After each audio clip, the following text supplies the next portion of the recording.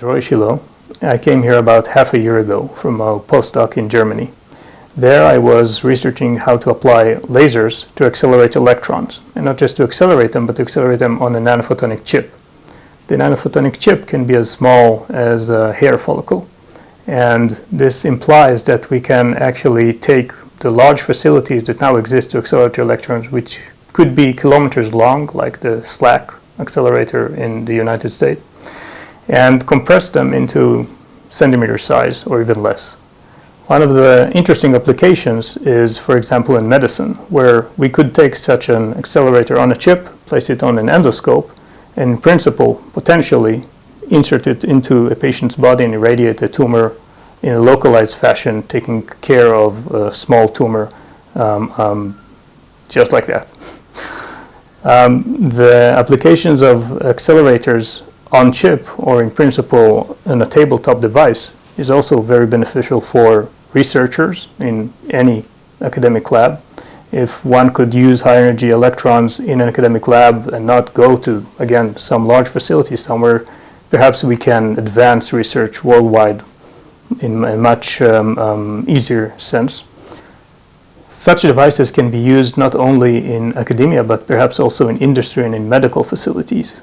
These can be perhaps taken on board vehicles or into any hospital, perhaps, to be used for irradiation or for medical therapy or for medical imaging.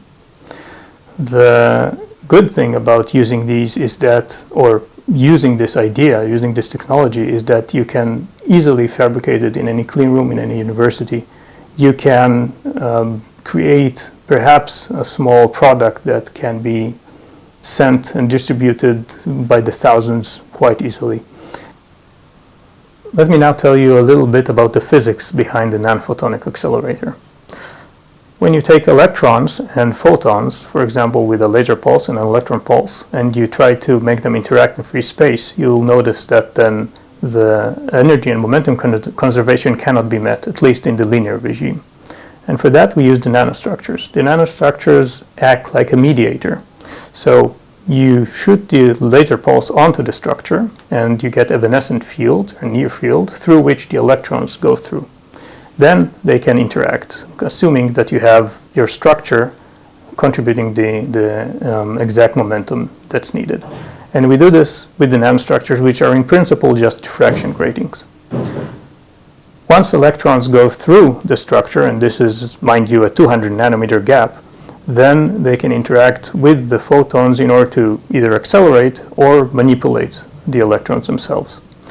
In our case, and this is a milestone that we've published only a couple of years ago, we've shown for the first time that you can use this kind of nanophotonic structure with laser light to guide electrons inside the structure.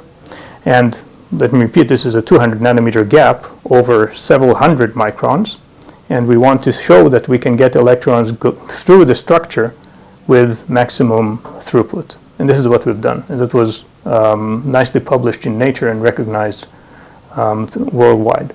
But there what we actually showed was just guiding of electrons. The next step of actually guiding them, so keeping the electron current through the structure and accelerating, was also just published last year, 2023, also in Nature. And there we have shown that we can accelerate electrons with these kind of structures in a scalable manner.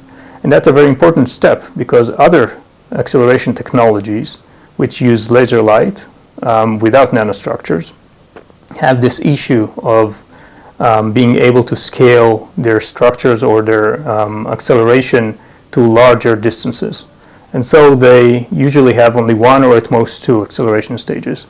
With our technology, we can, in principle, accelerate to any energy from 1 eV to a few giga electron volts, in principle. Of course, that might take a few more years.